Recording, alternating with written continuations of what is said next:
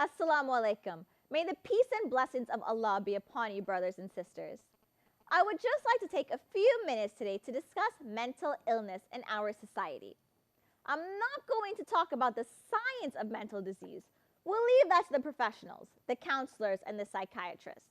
I would like to remind you on a more Islamic basis of how the Quran teaches us to deal with mental illness. How can we control our emotions, our thoughts, and our mind? Some of the types of mental illnesses prevalent in our society today include depression, eating disorders, obsessive compulsive, and personality disorders. While most people may suffer from more than one mental disorder at any given time, depression is the most common mental disorder suffered by many throughout the world. Major depression is fourth most disabling condition in the world and second in the developed world.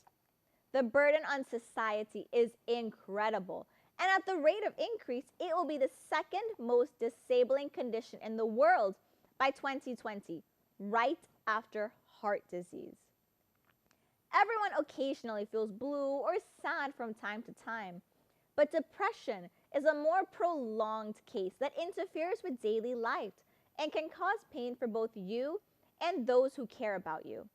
Depression is a serious illness where many people seldom seek treatment. It is characterized by hopelessness, loss of meaning for life, self-worthlessness, and feelings of sadness without being able to identify the cause. The Quran teaches us that we have to be careful of many symptoms of depression, even if it may be for a short time. Sometimes it causes people to question why they're here or what is wrong with them, and this should not be the case. We are reminded of the story of Prophet Jacob, Yaqub alayhi salam, and his sons Joseph or Yusuf and Benjamin from the Quran. Why was Jacob suffering in distress?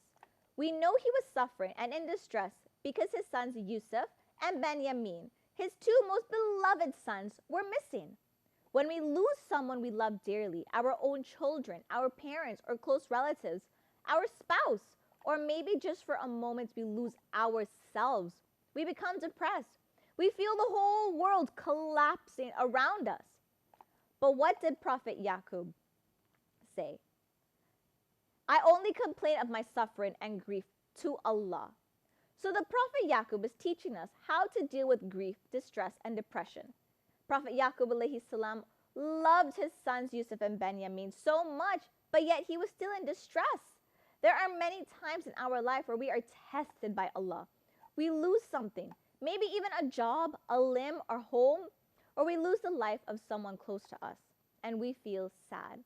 It is natural for us to grieve, but when this grief extends over a period of time and we lose our motivation to simply get out of bed or even eat, our grief begins to affect our lives.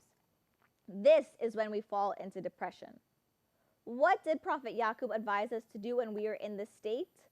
First, turn to God, Allah, and pray or make supplication to Him. When you are in grief, complain to Allah because He is the only one who can change the situation. Remember Him, even if you're probably thinking, what? But I don't even feel like eating. I don't even want to talk to anyone. Why did this happen? And perhaps you even question why Allah let that happen in the first place.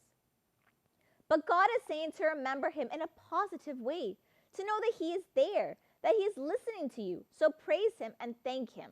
These are all tests. We are thanking Allah for putting us through that situation so that we can analyze the choices we have made and change for the better to get ourselves out of the situation, to train us for what may lie ahead, to make us stronger for the road beyond. No human being is burdened with trouble and difficulties more than they can bear. The Quran teaches us that God will never place a burden on a soul that it cannot bear. This shows us that the human being can bear many unthinkable burdens, even those that we believe we cannot handle. How many times in your life have you felt you cannot take it anymore, but you lived through it? How many humans go through great difficulties in life, but yet still they survive, They fight through and they persevere. These are tests, these are challenges that make us who we are. It may seem as though life is one difficulty after another, but however, it is important to know that while life tests us, we must always remember that there is ease after hardship. There is the ease of sleep after the hardships of the day, of work, of school. There is ease of retirement after the hardships of long nights of a career. Everything has a high and a low. Tough times only mean the times of ease are near. The Quran teaches us there is ease after hardship. Indeed, there is ease after hardship. So after every time of difficulty, there is ease. Islam is not just a religion, it is a complete way of life. It has given us a solution out of every problem. Fighting depression is not easy, and it is even harder to do when you are alone. But with determination and sincerely remembering God, calling upon Him and remembering His countless mercies, being thankful to Him and recognizing that there are always others who are in worse situations that you may be, and knowing that after the difficulties that you are experiencing things that they get better, we can fight against depression and we can win. No, you are not alone. Allah is with you at all times, and He knows when things are too much to bear, and He knows when the light is so close.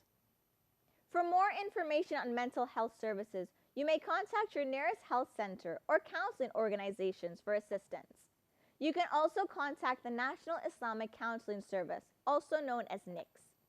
Thank you for listening, and make sure to check out some of the upcoming events on the Islamic Dawah Movement's Islamic Awareness Week schedule, where you and your family can learn more about Islam.